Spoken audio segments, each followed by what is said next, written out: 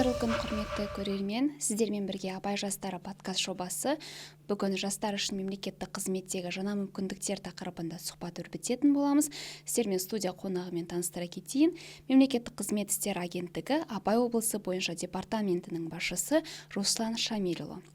Руслан мырза, сәлеметсіз бе? Қош келдіңіз. Енді бірден сұрақтар легіне көшсек, алғашқы сұрақ: соңғы жылдары мемлекеттік қызмет саласындағы осы жаңғырту бойынша жұмыстардың жүргізіліп жатқандығын байқауға болады. Бүгінгі күні облысымыздағы мемлекеттік қызметтегі жастардың үлесі туралы айтып берсеңіз, және де олардың ішінде басшы лауазымдарында қызмет етіп жатқан жастар бар ма? Біріншіден осы подкастқа шақырғандарыңызға үлкен алғысымды білдіремін. Өйткені біз сіздер арқылы мына Абай облысының жастарына көптеген ақпараттарды жеткізгіміз келеді. Енді сұрағыңызға жауап беретін болсам, мына соңғы жылдары агенттікпен мемлекеттік қызметке қолжетімділікті арттыру бойынша көптеген жұмыстар жасалып жатыр. Реформалар қолға алынып, олар бүгінгі күні әлі де жалғасын табуда. Мәселен айтатын болсақ, мына жасыратын жоқ, осыдан бір 5-6 жыл бұрын мемлекеттік қызмет бір жабық болып келді. Яғни мемлекеттік қызметке орналасу үшін түрлі стереотиптер болды қоғамда. Ол жаңағы бір қолдауы бар, демеуі бар азаматтар ғана қол жеткізе алады деген сияқты пікірлер болған. Бірақ ол пікірлердің барлығын біз жоққа шығару үшін жалпы мына азаматтардың мемлекеттік қызметке орналасуға құқығын, оның ішінде ата заңымызда жазылған құқықтарын жүзеге асыру мақсатында мына мемлекеттік қызметке орналасу мүмкіндіктерін жеңілдету бойынша бірқатар жұмыстар атқарылды. Бұл жеңілдетудің мақсаты сапасыз кадрларды, білімсіз адамдарды алу дегенді білдірмейді. Бұл яғни жеке сектордан, квазимемлекеттік сектордан білімді, білікті азаматтарды осы мемлекеттік лауазымдарға, оның ішінде басшы лауазымдарға тартуды көздейді. Мәселен, айта кететін болсақ, мына біліктілік талаптар, мемлекеттік қызмет лауазымдарға қойылатын біліктілік талаптар біршама жеңілдетілген болатын. Одан бөлек қазіргі таңда мына жастарға көптеген мүмкіндіктер ашылып жатыр. Ол жөнінде енді алдағы уақытта тереңірек тоқталып өтетін боламын. Жалпы енді қазіргі таңда мына Абай облысында бізде 3300-ден астам мемлекеттік қызметші жұмыс атқаратын болса, оның 1141-і жастар болып табылады, яғни 34% жастарды құрайды. Ал енді басшы лауазымдарда 581 азамат басшы лауазымдарды атқарады. Оның ішінде 106 азамат, 18% бұл бізде жастар болып табылады. Мәселен, мысал ретінде келтіре кететін болсам, бұл бізде Абай облысының қаржы басқармасы басшысының орынбасары Ахметжанов Қайрат Базарханович деген азамат, Жаңасемей ауданы әкімінің орынбасары, Мақаншы ауданы әкімінің орынбасары, Ақсуат және де Абай ауданы әкім аппаратының басшылары осы жас азаматтар болып табылады. Енді жоғары оқу орындарын бітірген жастар мемлекеттік қызметтегі қандай лауазымдарға және қалай орналаса алады? Осы орналасу бойынша іріктеу әділ өтеді ме? Енді бұл сұрақты маған жиі қояды. Біз жүйелі түрде жоғары оқу орындарының студенттерімен кездесу өткіземіз. Облысымыздағы колледждердің студенттерімен жүйелі түрде кездесіп, өзара қарым-қатынас орнатып жатырмыз. Көпшілігінің қоятын сұрағы бұл мына тесттен қалай өтуге болады, өте алмай қалсақ не болады деген сұрақтар қойылады. Бірінші кезекте айта кетейін, мына жалпы 2024 жылдың 1 ақпанынан бастап мемлекеттік қызметке цифрлық формат енгізілді. Оның алдында да пилоттық режимде агенттік және одан басқа тағы да 4 мемлекеттік органға осы цифрлық форматта іріктеуді өткізу режимін пайдаланған болатынбыз. Ал өзінің өміршеңдігін көрсетіп, тиімділігін көрсетіп, бүгінгі күні барлық мемлекеттік органдар осы цифрлық форматта іріктеу жүйесіне өтті. Абай облысының жергілікті атқарушы органдары, мәслихаттары және тексеру комиссиясы осы ағымдағы жылдың екінші жарты жылдығында осы жүйеге көштік толығымен. Бұл жүйенің артықшылығы қандай? Бұл іріктеу барлығы да онлайн форматта жүзеге асырылады. Оның ішінде айта кететін болсақ, бұл e-қызмет жүйесінің ашық порталы арқылы өткізіледі. Онда қарапайым әрбір азамат 24/7 форматында, яғни әлемнің барлық нүктесінен мына іріктеуден өтуге мүмкіндік алды. Яғни ол жерге жаңағы порталға азамат тіркеледі, өз туралы толық мәліметтерді енгізеді, қажетті құжаттарын жүктейді, яғни білімін растайтын, оның еңбек өтілін растайтын құжаттардың барлығын жүктейді. Және де сол платформа арқылы Қазақстан бойынша қандай мемлекеттік органда қандай лауазымдар бос екендігін барлығы жарияланып тұрады. Сол лауазымдардың біреуін таңдап өзі сол іріктеуге қатыса алады. Іріктеу барысында бірнеше кезеңнен тұрады. Іріктеудің өзі бірінші кезең бұл Қазақстан Республикасының заңнамасын білуге арналған тесттен өтеді. Айта кетейін, бұл ретте тест біршама жеңілдетілді. Бұған дейінгі уақытта бұл жүйе енгізілмей тұрып, азаматтар 7-8 заң, басшы лауазымдарға түсу үшін 9 заң тапсыратын болса, ал қазір заңнаманың саны 4-ге дейін қысқартылды. Яғни Қазақстан Республикасының Конституциясы, мемлекеттік қызмет туралы заң, сыбайлас жемқорлыққа қарсы іс-қимыл туралы заң және мемлекеттік қызметшілердің әдеп кодексі. Одан қажетті балды жинағаннан кейін жүйе автоматты түрде жеке басы қасиеттерін анықтау бойынша тестке жолдайды. Яғни азамат онлайн форматта өтеді ол тестті. Бұл тесттің былай айтқанда қатты қиындығы жоқ. Барынша, бірақ та сұрақтарға жауап бергенде шынайы жауап беру керек. Өйткені жүйе азаматтың бойындағы жаңағы оның мінез құлқын, қандай қасиеттері бар екендігін өзі анықтап береді. Одан сәтті өткеннен кейін кандидатымыз мына цифрлық, сандық және де мәтіндік ақпаратпен жұмыс жасау бойынша логикалық тесттерден өтеді. Мұнда яғни сұрақтарға жауап беру қажет. Сұрақтарға жауап беріп, яғни бұл жерде көбінесе логикалық сұрақтар, аса қиындығы жоқ. Сол сұрақтарға жауап беріп, тестті аяқтағаннан кейін ең жоғары балл жинаған 3 азамат келесі кезеңге өтеді, әңгімелесу кезеңі, немесе сол мемлекеттік органда барып практикадан өту кезеңіне өтеді. Ол кезеңдердің өткеннен кейін тиісті балдар қойылады. Сонымен қатар барлық балдардың жиынтығын ескере отырып, ең жоғары балл жинаған кандидат сол лауазымға ұсынылатын болады. Ал мемлекеттік органның басшысы немесе басқа да азаматтар ол кісіні жұмысқа алмаймыз деп бас тарта алмайды.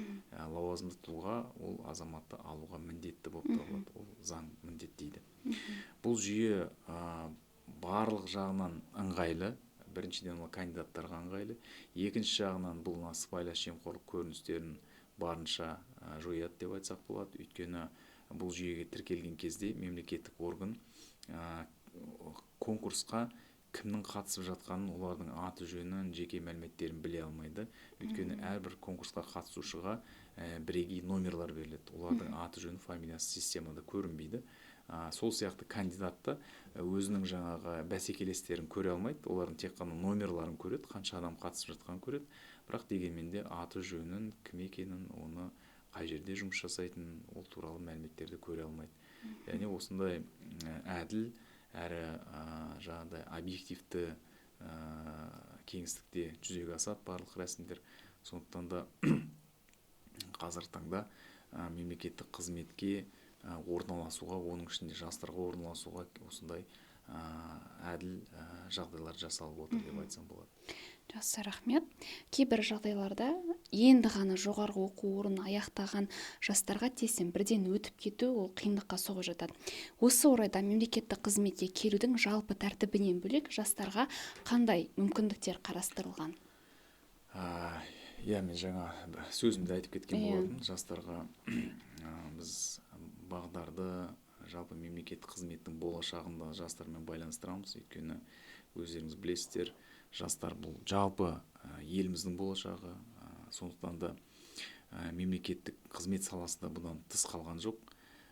Естеріңізде болса, Қасым-Жомарт Кемелұлы Тоқаев өзінің сайлауалды бағдарламасында 2019 жылда сол кезде мына президенттік жастар кадр резервін құру туралы, жалпы жастарға мемлекеттік қызметке тарту жөнінде сондай бастамаларды көтерген болатын. Осы ретте қазіргі таңда мына осыдан бірер жыл бұрын мемлекеттік қызмет туралы заңға тиісті өзгерістер енгізілді. Яғни ол өзгерістерге сәйкес мына жоғары оқу орындарын мемлекеттік тапсырыс негізінде оқып, енді грант негізінде оқып бітірген жас түлектер, оның ішінде бакалавриаты бар, магистратурасы бар, ол түлектер, егерде олардың жаңағы оқу үлгерімі жақсы болатын болса, яғни орташа балл, GPA-дің орташа баллы 3,33 және одан жоғары болатын болса, диплом алғаннан кейін бір жылдың ішінде жастарымыз ауылдық және аудандық деңгейдегі басшы емес лауазымдарға конкурстан тыс тікелей тағайындалу мүмкіндігін алады. Осы өзгеріс енгізілгелі бері Абай облысында 37 түлек осындай жолмен тағайындалды. Ол жаңағы айтып өткен барлық тестілерді тапсыруды қажет етпейді. Яғни түлек жаңағы мен айтқан талаптарға сәйкес келетін болса, онда департаменттің келісімі арқылы, яғни біз ол түлектің біліктілік талаптарына сәйкестігін қараймыз, жаңағы білімі бойынша. Содан кейін біз келісім бергеннен кейін жаңағы мемлекеттік орган ол жастарды бірден жұмысқа қабылдай алады. Мұнда айта кету керек, жұмысқа мемлекеттік қызметке кіргеннен кейін азаматтар өздері, яғни ол үлкен жауапкершілік бір жағынан, екінші жағынан жастардың енді жұмыс тәжірибесі жоқ деп айтуға болады. Көп жастар қорқады, жүрексінеді, өйткені мен мейлі барып кірдім, кіргеннен кейін ары қарай өмірім не болады, маған көмектесе ма, көмектеспей ма, ертең күні жауапкершілікке тартылып кетемін ба деген сияқты қорқыныштар болады. Бірақ дегенмен бұл қорқудың ешқандай қажеті жоқ, өйткені мемлекеттік қызметке жаңадан кірген азаматтарға міндетті түрде тәлімгер тағайындалады. Тәлімгер 3 ай бойы ол мемлекеттік қызметшіні, жаңадан келген жас жігітті немесе қызды осы мемлекеттік қызметке машықтайды, оған жаңағыдай қамқоршылық жасайды, оның жұмысына көмектеседі. Өйткені тәлімгер, егерде жаңағы мемлекеттік қызметші бір қателік жіберіп қойса, тәлімгерде ол жауапкершілік алады. Сондықтан да тәлімгерлердің де жұмысы осындай ретке келтірген. Бүгінгі күні осы азаматтарымыз, жастарымыз мемлекеттік органдарға кіріп, бүгінгі күні ауыл аймақтарда өздерінің туған жерлерінде жұмыстарын жалғастырып жатыр. Бұдан бөлек тағы да айта кетейін, мына мемлекеттік қызметке біз жастарды колледждердің қабырғасына, жоғары оқу орындары, одан түптеп келгенде қазіргі таңда мектептің жоғары сынып оқушыларымен де кездесуді ұйымдастырып, оларды мемлекеттік қызметке кәсіби бағдарлау бойынша жұмыстарды жүргізіп жатырмыз. Өйткені біз өзімізге, елге қызмет еткісі келетін азаматтарды сол мектеп қабырғасынан, колледж қабырғасынан анықтап алып, солармен алдағы уақытта жұмыс жасаймыз. Осындай бір жобалардың бірі бұл жас мемлекеттік қызметші мектебі деп аталады. Бұл жобаның жүзеге асырып жатқанына бірінші жыл емес, бірнеше жыл жүзеге асырылып жатыр. Осы жоба аясында біз бітіруші жаңағы оқу орындарының бітіруші курс студенттерін олармен жұмыс жасаймыз. Оларды осы мемлекеттік қызметке бағдарлаймыз. Және де Қазақстан Республикасы президент жанындағы мемлекеттік басқару академиясының Абай облыстық филиалында олар арнайы оқытудан өтеді. Яғни оқыту барысында мемлекеттік қызметке қажетті дағдылар, қандай білімдер қажет, соны толығымен лекторлар және де практик мамандар оларды осы мектептің жоба қатысушыларына толығымен айтып жеткізетін болады. Одан кейін мемлекеттік органдарда өндірістік практикадан өтеді жастарымыз. Ол практикадан өткеннен кейін барып, мемлекеттік қызметке түсуге арналған тестілеуден өтеді. Бұл тестілеуден өту барысында да біздің департаменттің қызметкерлері оларға әдістемелік көмек көрсетеді. Яғни былай айтқанда олардың жаңағы мемлекеттік қызметке өтуіне барынша ықпал жасап көмектесеміз. Ал енді тест өткеннен кейін азаматтар енді өзі таңдаған жаңағы лауазымдарына тапсырып, ары қарайда мемлекеттік қызметке орналасып, мансаптарын көтере алады. Жақсы. Президенттік және өңірлік жастар кадр резервтері жастар үшін қандай мүмкіндіктер береді? Бұқаралық ақпарат құралдарынан да естіген шығарсыздар, азаматтар біледі. Енді президенттік жастар кадр резервіне іріктеу ең алғаш рет бізде 2019 жылы болды, одан кейін 2021-2023 жылдар болды, және де биыл да жуырда іріктеудің 4-ші кезеңі жүргізіліп, ондан 50 жас азамат бүгінгі күні президенттік жастар кадр резервіне енгізілді. Оған дейінгі енгізілген резервшілердің 80%-дан астамы, басым көпшілігі мемлекеттік органдарға, жаңағы басшы лауазымдарға орналасып, бүгінгі күні мансаптарын құрып жатқан азаматтар бар. Бұл президенттік жастар кадр резерві мына білімді, білікті, оның ішінде мемлекетке бір өзінің пайдамды келтірем деген патриоттық сезім бар азаматтарды осы мемлекеттік органдарға бірден басшы лауазымдарға орналасуға мүмкіндік береді. Кадр резервіне кірген жастар бұл өте күрделі іріктеуден өтеді.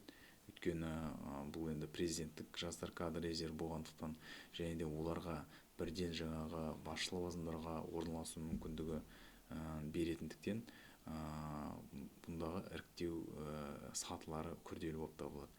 Бірақ дегенмен де мысалға қатысушылардың мысалға осы өткен іріктеуге 7,5 мыңға жуық мысалға қатысушы болды. Ол қатысушылар ішінен Абай облысында бізде 443 адам ниет білдірген болатын. Бұл енді алдағы уақытқа қарағанда ниет білдірушілердің санының артқанын, біршама артқанын көрсетеді. Енді президенттік жастар кадр резерві бізде енді түрлі салалар бойынша жүзеге асырылды осы жылы. Өйткені бұл мемлекеттік органдардағы сұранысқа байланысты сондай квоталар бөлінген болатын. Яғни гуманитарлық сала, цифрландыру саласы бар, қоршаған орта, немесе энергетика және тұрғын үй коммуналдық шаруашылық саласы болуы мүмкін. Одан бөлек мына өңірлік жерлерде де осындай резервтерді қалыптастыру бойынша былтырғы жылы іріктеу өткен болатын. Бұл енді өңірлік кадр резерві деп аталды. Бұл енді жергілікті атқарушы органдардың қажеттілігіне байланысты туындады. Сондай-ақ және де сол өңірлік жастарға да сондай мүмкіндікті беру үшін жасалған жоба болатын. Былтырғы жылы іріктеудің қорытындысы бойынша бізде облыс бойынша 25 жас азамат осы өңірлік кадр резервіне ілінген болатын. Олардың бүгінгі күні 12-сі мемлекеттік қызметке, лауазымдарға конкурс өткізілместен тағайындалды. Бұл жерде айта кететін нәрсе, президенттік жастар кадр резервінің резервшілеріне, өңірлік кадр резервінің қатысушыларына онда тұрған азаматтар конкурстық рәсімдерді өтпейді. Бірден конкурстан тыс тағайындалу мүмкіндігін алады. Мысалға айтатын болсақ, бүгінгі күні аудан әкімдерінің орынбасарлары лауазымдарында жұмыс жасап жатқан азаматтар, мысалға Курчатов қаласы, Ақсуат, Жаңасемей, Мақаншы аудандары әкімдерінің орынбасарлары лауазымына осы өңірлік кадр резервінен алып азаматтар тағайындалған болатын. Сонымен қатар табиғи ресурстар және қаржы басқармасының басшыларының орынбасарлары осындай жолмен өңірлік кадр резервінен тағайындалды. Яғни бұл да жастар үшін бір үлкен әлеуметтік лифт деп айтсақ болады. Олар жұмыс істеу арқылы ары қарай өздерінің мансабын ілгерілете алады, сондай-ақ үлкен тәжірибе алады, және де алдағы болашақта одан да жоғары басшы лауазымдарға жұмыс жасауға мүмкіндіктер ашады. Енді қазіргі замандағы мемлекеттік қызметшінің бойында қандай қасиеттер болу керек деп ойлайсыз? Оларға кәсіби біліктілігі мен жеке басына қандай талаптар қойылады? Енді кәсіби біліктілік енді түсінікті нәрсе. Ол енді білімінің болуы міндетті. Кейбір лауазымдар үшін орта білімді жеткілікті, кейбір лауазымдар үшін жоғары білімнен кейін білім болса да әрине олар мемлекеттік қызметшілер үшін бір артықшылық болып саналады. Одан бөлек қазіргі заман талабы бәсекелестік. Яғни қазіргі мемлекеттік қызметшілер бәсекелестікке төзе алатындай, сол бәсекелестікке өзі бәсекелестікке дайын болуы тиіс. Өйткені қазіргі таңда мемлекеттік қызметке деген сұраныс жыл өте артып келе жатыр. Сондықтан да кадр мәселесі мемлекеттік қызметтің ішінде де жақсы жұмыс атқаратын, сондай білімді, тәжірибесі жоғары кадрларға сұраныс әрдайым жоғары болады. Яғни ол азаматтарға мынау мансап құру, мансаптық ілгерілеу бір қиындыққа тудырмайды. Өйткені азаматтың өзінің жаңа білімі, біліктілігі жеткізетін болса. Бәсекелестік дегенде мемлекеттік қызметшілер сол университет қабырғасында алған біліммен тоқтап қалмау керек. Өйткені заман күнделікті өзгеріп жатыр, түрлі технологиялар пайдаланып шығып жатыр. Қазіргі таңда өздеріңіз білесіздер, ең өзекті мәселелердің бірі бұл жасанды интеллектіні пайдалану. Мына соңғы президентіміздің жолдауында да осы мәселе түбегейлі кеңінен көтерілген болатын. Сол жолдаудағы айтылған өзекті мәселелерді жүзеге асыру бойынша көптеген жұмыстар жүргізіліп жатыр мемлекеттік органдардың тарапынан. Ал бірақ енді мемлекеттік қызметші ретінде осы бәсекелестікке шыдаудың бір өзінің бәсекеге төзімділікті қамтамасыз ету үшін мемлекеттік қызметшілер әрдайым өздерінің білімдерін жетілдіріп отыру керек. Ол жаңағы түрлі жаңағы біліктілігін арттыру курстары болуы мүмкін. Не болмаса мемлекеттік қызметшінің өзінің бастамасы бойынша бір түрлі семинарлардан, оқытулардан өтуі мүмкін. Бұл тұрғыда мен мемлекеттік басқару академиясын және де облыстық филиалын айта кеткім келеді. Осы оқу орындарының аумағында көптеген жаңа тәсілдер, оның ішінде нақты мемлекеттік қызметшілерге қажетті білімдер мен дағдылар бойынша түрлі оқытулар өткізіледі. Яғни бұл академияның және оның филиалдарының жұмысының басты мақсаты сол. Яғни мемлекеттік қызметшілердің білімін, біліктілігін арттыру болып табылады. Одан бөлек мемлекеттік қызметте болу деген үлкен жауапкершілік, оның моральдық, этикалық тұрғыдан да көптеген талаптарды қояды. Әдеп кодексінің сақтау талаптары бар. Мемлекеттік қызметке келгеннен кейін түрлі шектеулерді біз қабылдаймыз. Өйткені жаңағы кәсіпкерлік жұмыспен айналысуға болмайды. Сонымен қатар жаңағы мүдделер қақтығысы орын алдырмау керек, және де басқа да көптеген шектеулер бар. Яғни мемлекеттік қызметшінің өзінің адами тұлғалық болмысы да атқарып отырған лауазымына сәйкес болу керек. Қызметкер жұмыс уақытында болсын, жұмыстан тыс уақытта да өзінің атқарып отырған лауазымына, өзінің жаңағы мемлекеттік қызметші деген мәртебесіне мінез құлқымен де сәйкес болу керек. Сондықтан да біз бір жағынан жаңағы мемлекеттік қызметке де қызметшілердің біліктілігін арттыру, басқа да мәселелерді оларды қолдау бойынша шараларды қабылдасақ, екінші жағынан жаңағы тәртіп бұзған мемлекеттік қызметшілерге тиісті шараларды қолданатын боламыз. Жақсы. Енді баршамызға мәлім, Абай облысында әдеп жөніндегі кеңестің отырыстары тұрақты түрде үнемі ұйымдастырылып жатыр. Бұл кеңес не үшін қажет және оның жұмыс нәтижелеріне тоқталып кетсеңіз? Бұл әдеп жөніндегі кеңестер департаменттің кеңесі емес, бұл агенттіктің Абай облысындағы әдеп жөніндегі кеңес деп аталады. Оның құрамын біздің орталық аппарат бекітеді. Сондықтан да оның құрамына қоғам белсенділері, депутаттар, үкіметтік емес ұйымдардың өкілдері, сонымен қатар мемлекеттік органдардың басшылық лауазымдары енгізіледі. Жалпы бұл мемлекеттік органның басты мақсаты мына мемлекеттік қызметшілердің арасындағы тәртіптілікті қамтамасыз ету, оларға қатысты әдеп нормаларын бұзу фактілері бойынша, сонымен қатар мемлекеттік қызметке кір келтіретін тәртіп теріс қылықтарды жасаған қызметшілерге қатысты тәртіптік істерді қарайды. Ол тәртіптік істерді қарау нәтижелері бойынша олардың егерде бұзушылық фактілері расталатын болса, оларға тиісті жазаға тарту бойынша ұсыныстарды қалыптастырады. Одан бөлек әдеп жөніндегі кеңес бұл тек қана жаңағы жазалау функциясын атқармайды. Көбіне бұл мемлекеттік қызметшілердің арасындағы бұзушылықтың алдын алуға байланысты мәселелер қаралатында. Департамент тарапынан көптеген талдау жұмыстары жүргізіледі. Мысалға мемлекеттік қызмет саласындағы заңнаманың сақталуына талдау жүргізіледі. Оның ішінде мына мемлекеттік қызметшілерге тәртіпті жаза қолдану практикасы талданады. Қызметшілерді үстеме жұмысқа тарту мәселелері, сыбайлас жемқорлыққа байланысты шектеулердің сақталуы мәселелері, мемлекеттік қызметшілердің құқықтары қорғалу мәселелері, яғни осындай көптеген өзекті мәселелер жүргізілген мониторинг талдау жұмыстарының қорытындылары қаралады және оның қорытындылары бойынша бірінші басшыларға тиісті шараларды қабылдау қажеттігі туралы нақты ұсыныстар беріледі. Ал мемлекеттік органның басшылары ол ұсыныстарды орындауға міндетті. Мәселен енді бізде осы жылдың 9 айында жалпы әдеп жөніндегі кеңестің отырысы 5 рет өткізілді. Онда 28 сұрақ қарастырылған болатын. Оның 28-дің 11-і тәртіптік істер. Жалпы енді тәртіптік істерді қарау нәтижелері бойынша бізде енді 9 лауазымды тұлғаға тиісті тәртіптік жазаларды қолдану бойынша ұсынымдар енгізілді. Оның ішінде енді 2 тәртіптік іс қысқартылды.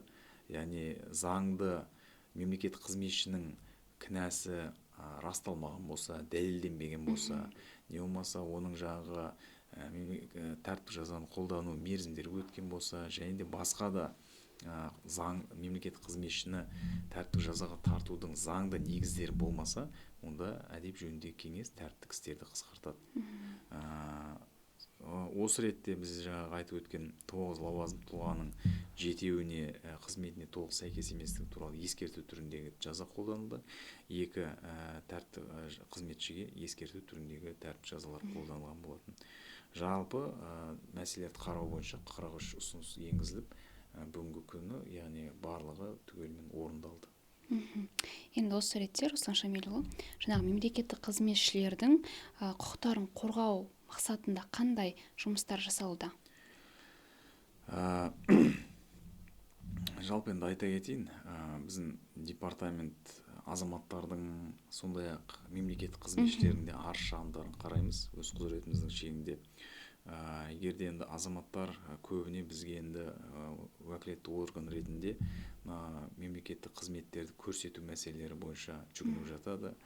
Сондай-ақ кейбір жағдайларда мемлекеттік қызметшілердің, лауазымды тұлғалардың әрекеттерімен келіспей, олардың жаңағы әрекетсіздігіне, не болмаса заңға сәйкес емес әрекеттеріне шағымданып жатады.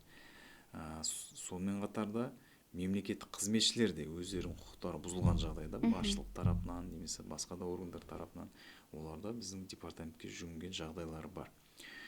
Жалпы департамент мемлекеттік қызмет саласындағы заңнаманың бақылау бойынша және де мемлекеттік қызметтерді көрсету салаларындағы заңнамалардың сақталуына бақылау жұмыстарын жүргізіледі. Ол енді тексеру, жоспардан тыс тексеру, сондай-ақ мына түрлі ақпараттық жүйелерге мониторинг жүргізу, талдау жұмыстарын жүргізу арқылы жүзеге асады.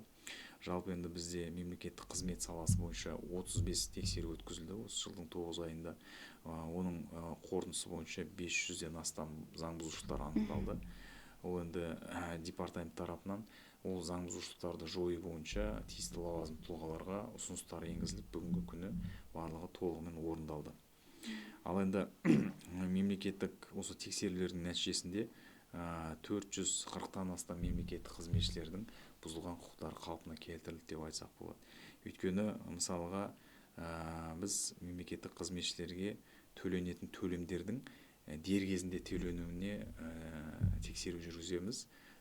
Мысалға айтатын болсақ, департаментпен 277 мемлекеттік қызметшіге іссапар шығындары уақытылы төленбегенді анықталды.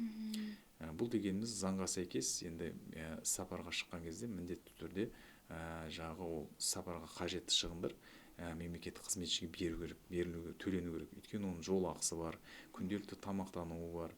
Сонымен қатар мынау жатар орынды жалдау керек. Яғни ондай қаражат төленбесе мемлекеттік қызметші ақшаны қайдан алады? Ол біреуден қарыз алуға мәжбүр болады, немесе бір несие алу керек болады мысалға. Ал енді ол өзінің жеке басының мәселесі үшін іссапарға бара жатқан жоқ. Ол мемлекеттік органның жұмысы жүзеге асыру үшін, өзінің функционалдық міндеттерін орындау үшін бара жатқандықтан мемлекеттік органдар іссапар шығындарын дер кезінде төлеуге міндетті. Сол сияқты мына бізде жағы еңбек демалысына шыққан кезде мемлекеттік қызметшілерге 2 жалақы көлемінде сауықтыру жәрдемақысы төленеді. Және де еңбек демалысына шығу төлемдері төленуі тиіс. Бірақ дегенмен де ол еңбек демалысына шыққанға дейін 3 күн бұрын төлену керек. Ал бірақ кейбір мемлекеттік органдар ол мерзімді сақтамайды, немесе ол кейбір жағдайлар бар, айта кететін болсақ, мемлекеттік қызметші барып демалып келеді, демалып келгеннен кейін қаражат түседі мысалға. Ол не демалыс болды мысалға, бір жағынан алып қарайтын болсақ. Яғни бұл жағдайда енді мемлекеттік қызметшілерді адам, олардың да отбасылары бар, денсаулық жағдайлары бар. Мына еңбек демалыс кезінде олар өздерінің денсаулығын қарағысы келеді, бір ем-дом қабылдағысы келеді. Ол да қаражат қажет оған. Не болмаса бір жерге саяхаттағысы келеді, отбасымен бір отбасылық жиындары болуы мүмкін, мерекелік жаңағыдай шаралар болуы мүмкін. Адам енді жоспарлайды ғой, мен осы еңбек демалысына шыққан кезде қаражатым түседі, сол қаражатты мен мынаған жаратамын, денсаулығыма жаратамын деген сияқты. Ал егер ол қаражат түспесе, онда ол жоспардың бәрі жүзеге аспайды ғой. Бұл да бір өкінішті жағдай болады. Сондықтан мемлекеттік қызметшілердің бұл заңда көрсетілген құқығы, бұл мәселені біз ары қарай да жаңағы тексеріп, бұндай жағдайларды болдырмау үшін шараларды қабылдайтын боламыз. Кейбір жағдайларда болады, мемлекеттік қызметшілерге мысалға заңсыз тәртіп жаза қолданып жатады. Біз оны тексеріп қарап, егерде ол қызметшінің ешқандай кінәсі болмаса, немесе тәртіп жазаны қолдану барысында белгіленген заң талаптар сақталмаса, ондай жазалардың күшін жойып жатқан жағдайларда кездеседі. Жалпы осылай. Ал енді мына мемлекеттік көрсетілетін қызметтер бойынша да, бұл енді орысша айтқанда госуслуги дейміз ғой.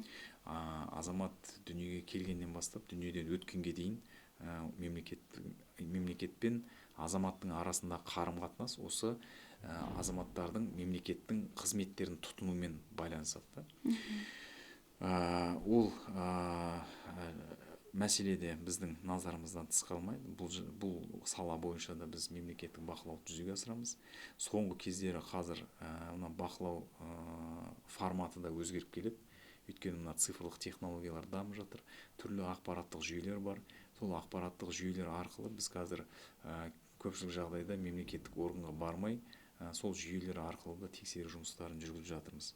Мысалға енді осы жылың 9 айында барлығы 24 тексеру өткіздік. Ол тексеру нәтижесінде 1300-ден астам құқық бұзушылық анықталды.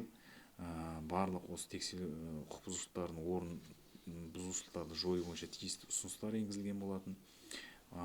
Онымен қоса біз осы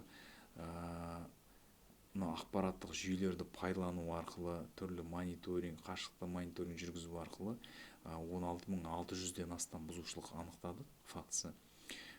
Бұл енді жаңағыдай білім саласы бойынша, денсаулық сақтау саласы бойынша көптеген бұзушылықтар анықталды.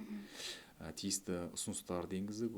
Бүгінгі күні ол бұзушылықтарды алдағы уақытта болдырмас үшін тиісті шаралар қабылданып жатыр.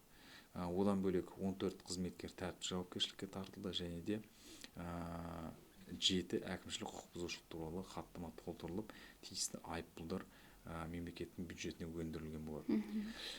Сонымен қатар жалпылай келген кезде бүгінгі күні біз осы мемлекеттік қызметтер көрсету саласы бойынша 140 азаматтың бұзылған құқықтарын қалпына келтірдік. Оның ішінде енді түрлі кейстер бар. Кейбір азаматтар жер учаскесін рәсімдей алмай жүреді, не болмаса нысаналы мақсатын өзгерте алмай жүреді. Одан бөлек әлеуметтік төлемдерді ала алмайды. Мемлекеттік органдар негізсіз бас тартып жатады, мерзімдерін бұзып жатады. Не болмаса кейбір жағдайларда олардың өтініштерін қабылдамайды, басқа қарамайтын құзыреті жоқ мемлекеттік органдарға жіберіп жатыр.